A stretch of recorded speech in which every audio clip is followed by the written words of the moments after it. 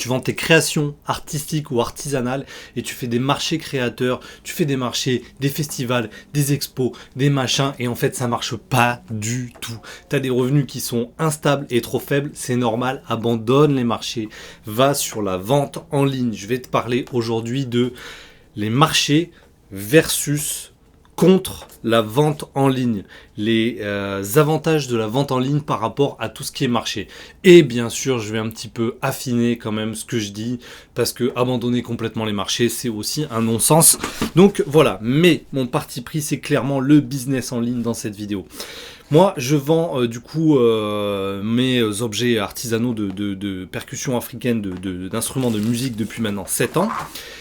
Et j'ai commencé avec aussi festival, marché, trucs comme ça. Et bien évidemment, j'ai galéré jusqu'à ce que je développe vraiment beaucoup plus le business en ligne pour terminer à faire quasiment que de la vente en ligne. Quasiment. Et ça marche bien mieux, effectivement. Tout d'abord, la portée géographique. Donc, effectivement, si tu vends tes formations, désolé, je travaille un petit peu en même temps parce qu'il faut que j'avance aussi dans mon boulot. Si tu vends tes créations en ligne, tu as une portée qui est illimitée. C'est-à-dire que si tu as un site internet, plus spécialement, ou sinon si tu fais même aussi des publications Facebook, etc., tu as une portée qui est illimitée. Tu peux même vendre tes produits à l'international. Donc tout le monde peut te voir. Tu peux faire des millions de vues via des vidéos courtes, etc. Donc tu as une portée qui n'a rien à voir avec celle que tu peux avoir sur les marchés. Donc en termes de visibilité, forcément, ça n'a rien à voir. Tu peux être beaucoup plus vu et du coup tu peux vendre beaucoup plus tes produits et tu peux avoir des marchés que tu n'avais pas avant se développer. Effectivement, la portée géographique par exemple sur les marchés, sur les événements physiques, il n'y a que ceux qui sont là et qui seront touchés par ce que tu proposes. Et ça, c'est quand même un gros inconvénient. Tu as aussi la disponibilité. Alors la disponibilité, effectivement, sur la vente en ligne, ton Facebook, ton Instagram et ton site internet si tu en as un. D'ailleurs, au passage, je fais une petite pub. J'ai fait une formation qui dure 40 minutes sur comment, étape par étape, vivre du business en ligne et voilà, toute la méthode pour commencer, même si tu n'es pas technique, à vendre tes créations grâce au business en ligne. Donc, c'est dans la description, tu as un lien, tu cliques, c'est 100% gratuit. Donc, si tu as un site internet, tes clients, en fait, ils peuvent acheter 24 sur 7 tes créations. Alors que sur un marché, effectivement, c'est que le temps où tu es présent. Là, avec ton business en ligne, si tu n'as pas de site internet mais que tu as juste un Instagram et un Facebook, ils peuvent déjà voir tout ce que tu proposes. Donc peut-être qu'ils ne pourront pas acheter tout de suite et qu'il faut qu'ils te contactent d'abord, d'où l'importance d'avoir ensuite un site e-commerce. Ça, c'est ce que j'apprends à faire aussi dans ma formation que je propose. Mais tu as une disponibilité qui est c'est tout le temps. Si quelqu'un à 3h du mat, il veut acheter ce que tu proposes, il va sur ton site, il l'achète, ou alors il regarde les infos sur ton Insta, sur ton machin, il l'achète et c'est réglé. Donc la disponibilité, elle est incroyable. Là où toi, tu dois te déplacer pour aller faire le marché, peut-être même loin en voiture, tout préparer, etc. Et peut-être que tu vas être là pendant 2 heures, enfin bref. Ça n'a rien de comparable. Tu as beaucoup moins de logistique avec le business en ligne. Donc, avec le business physique, il faut que tu prépares la voiture, il faut que tu prépares les tréteaux et les planches, ton petit stand, tous les objets. Il faut que tu te déplaces en voiture. Faut que tu installes tout. Après, il faut que tu remballes tout. Peut-être que tu n'auras rien vendu, tu auras fait tout ça dans le vent. Donc, et en plus, tu auras vu des gens, alors tu dis oui, le contact c'est bien avec les clients et tout, mais est-ce que c'est vraiment tes clients? Quand tu vois un papy qui passe et dans son sac il avait des trucs qui n'ont rien à voir avec ce que tu proposes, il dit oh c'est joli, toi tu te dis ah c'est cool, c'est pas un client en vrai, c'est pas vraiment tes clients. Donc au point de vue logistique, c'est beaucoup plus compliqué. T'as les aléas aussi climatiques, des fois il fait pas beau, il y a du vent, il y a du truc et toi tu restes là, enfin bref.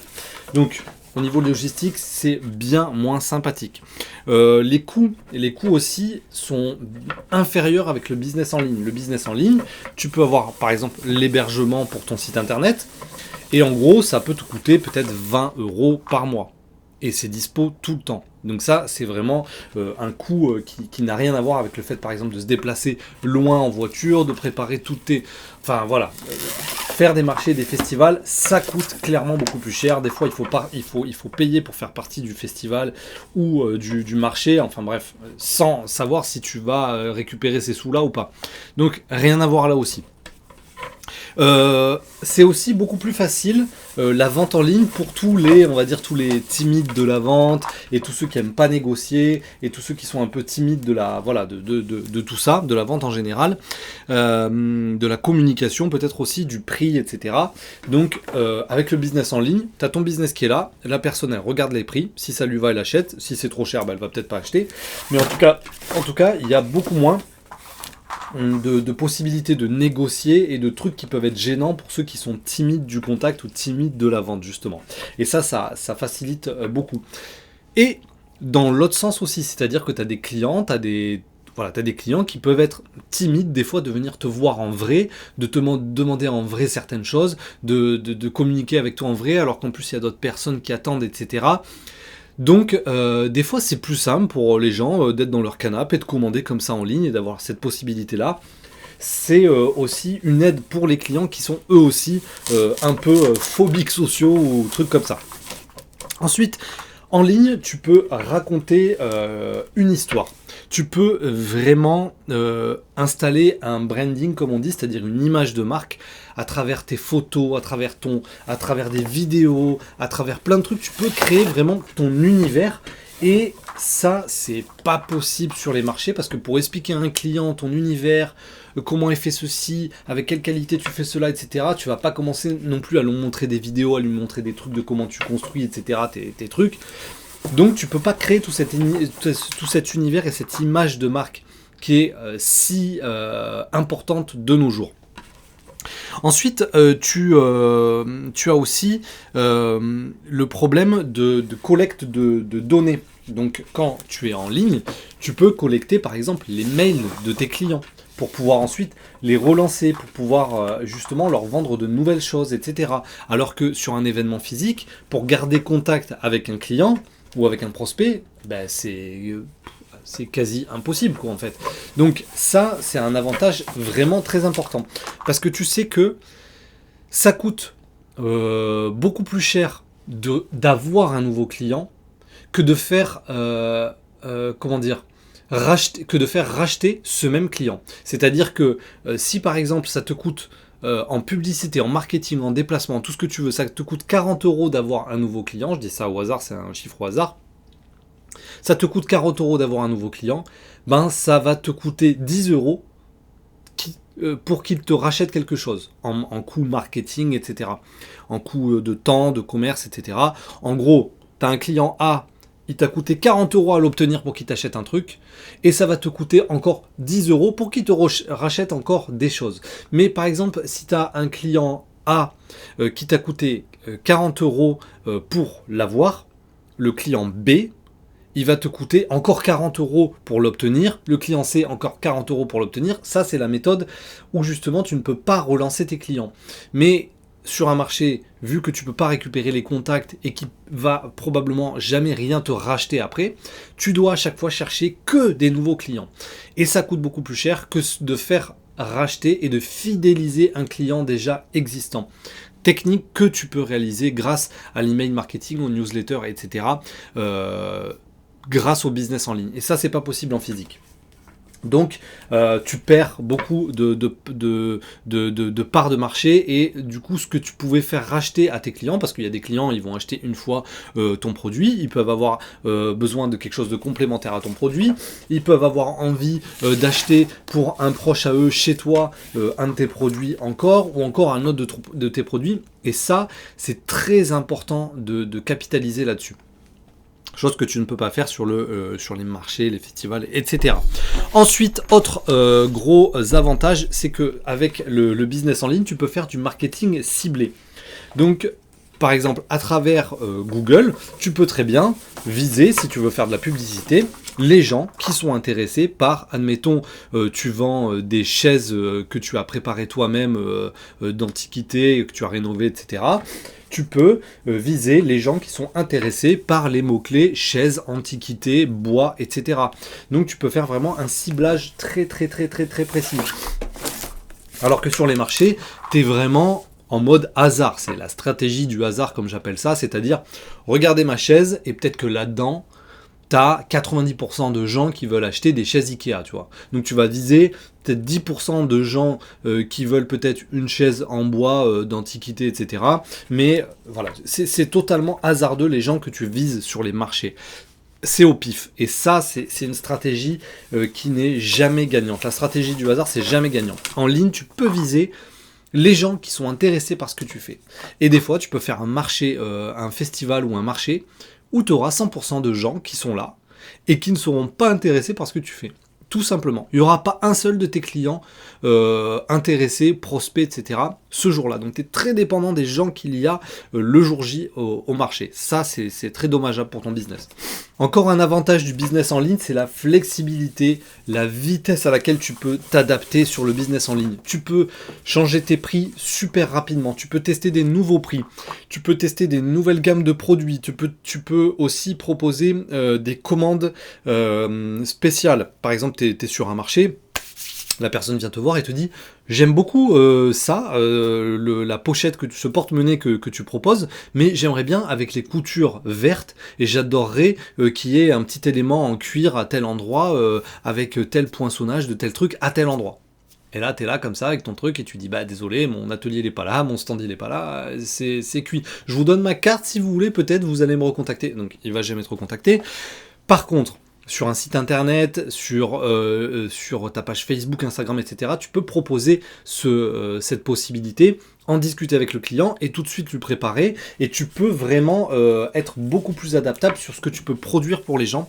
Et bien sûr, beaucoup plus adaptable sur les prix, sur ce que tu veux mettre sur ton site, sur ce que tu veux mettre en avant, en promo, etc. La flexibilité n'a rien à voir. Pour moi, le business en ligne est 100 fois plus efficace que tout ce qui est marché, festival créateur, etc. Et même pour les artistes qui font des expos, pour moi, il y a vraiment... En fait, c'est là que je vais un petit peu nuancer ce que je dis. C'est que moi, par exemple, dans mon domaine des instruments de musique, par exemple, je vends des instruments qui coûtent 700 ou 800 euros. Chose que sur le Bon Coin, tu trouveras jamais. Tu vas trouver des trucs comme ça à 50 balles. Donc du coup, je vise vraiment une certaine population avec un certain produit. C'est vraiment très niché. Donc j'ai besoin de viser exactement un client spécial et je peux pas je peux pas me tout compter justement sur la fameuse stratégie du hasard. Je vais dans un festival où il y a 5000 personnes et peut-être il y en aura une dedans qui va m'acheter un truc. Je peux pas fonctionner comme ça. Et si toi aussi tu vends des produits un peu spéciaux, tu peux pas non plus fonctionner comme ça. Donc il y a expo et expo, il y a marché et marché, il y a... voilà. Par exemple, moi, dans mon domaine, je sais que il y a toute une partie que je peux viser de marché physique.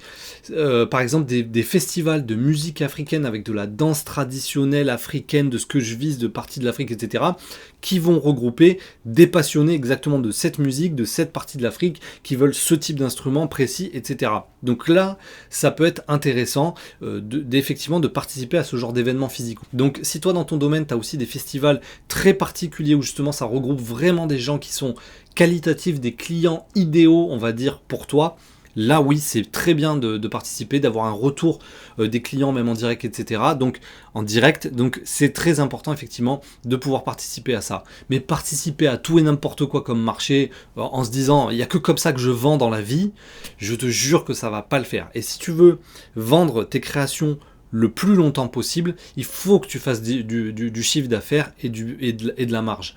Et si tu veux faire du chiffre d'affaires et de la marge, tu dois vraiment te diriger vers la vente en ligne. Tu n'es pas obligé d'abandonner les marchés et les trucs comme ça, parce que c'est quand même un kiff de faire ça. De rencontrer en vrai ses clients, de leur parler en vrai, etc. C'est vraiment très appréciable. Mais si tu veux en vivre vraiment, il va falloir que tu passes sur de nouvelles méthodes. Tout ça pour dire que tu peux cliquer pour voir ma formation gratuite en bas et tu peux bien sûr me contacter si tu veux qu'on parle ensemble pour faire du coaching par rapport au business en ligne où je suis spécialisé justement pour apprendre ça à mes clients. Donc sur ce, bonne journée, bon courage et essaye de te diriger vers du business en ligne le plus possible. Ciao!